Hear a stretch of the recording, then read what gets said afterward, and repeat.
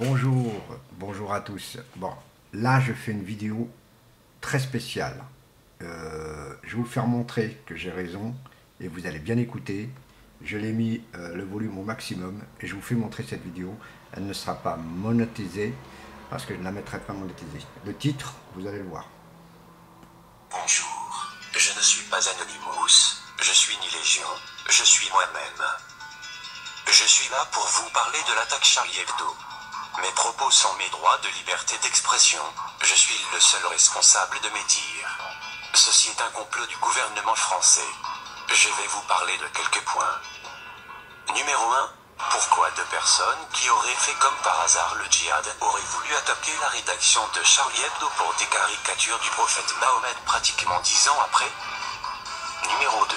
Comment était-il au courant que le mercredi précisément vers 11 h la rédaction du journal était tout réunie? Numéro 3. Comment ils ont pu se tromper de porte alors qu'ils étaient aussi bien renseignés sur l'heure et le jour? Est-ce pour brouiller les pistes? Numéro 4. La dessinatrice dite Coco se trouvait comme par hasard au même moment au même endroit que les deux soi-disant terroristes. Et elle est là pour leur taper le code de la porte. Jusqu'ici je vous ai parlé de l'attaque des deux suspects sur les lieux de la rédaction. Maintenant parlons de la suite plus troublante. Numéro 5. L'attentat aurait commencé à 11h50. En 3 minutes le journal 20 minutes est déjà au courant. Puis en moins de 10 minutes après l'annonce sur 20 minutes, la chaîne télé est déjà sur place. Ils ont eu le temps de grimper par les toits pour tenter de filmer. Alors que les équipes d'intervention mettent 30 à 45 minutes à rejoindre le lieu du massacre. Étaient-ils déjà sur les lieux en sachant ce qui allait se passer? Numéro 6. Pourquoi ces gens qui étaient dans le bâtiment Charlie Hebdo sont partis se réfugier sur les toits munis de gilets pare-balles? Étaient-ils au courant aussi de l'attaque?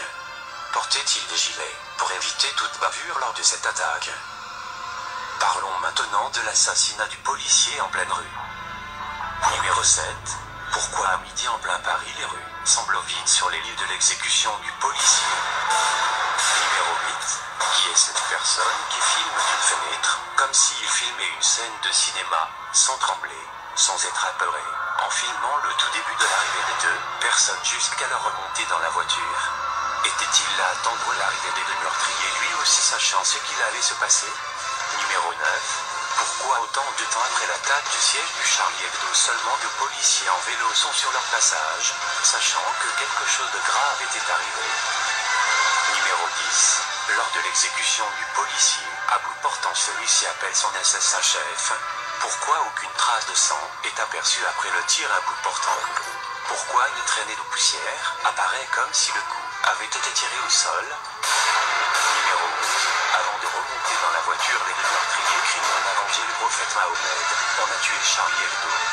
Pourquoi? Savaient-ils qu'ils étaient filmés? Pourtant durant toute la vidéo on ne voit aucun des deux regarder en direction de la caméra.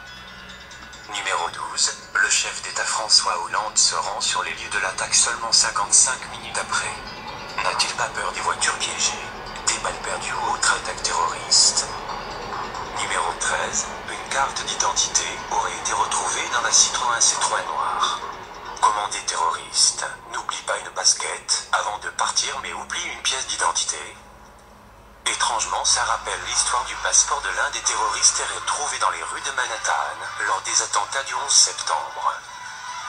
Pourquoi 3 jours après sont-ils toujours pas arrêtés, alors que si vous, moi ou toute autre personne braque une bijouterie ou n'importe quel magasin sans laisser une pièce d'identité, nous sommes arrêtés dans les heures qui suivent?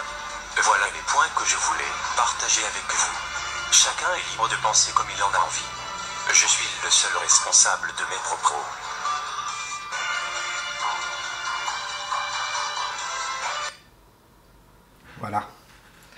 Voilà, messieurs, dames.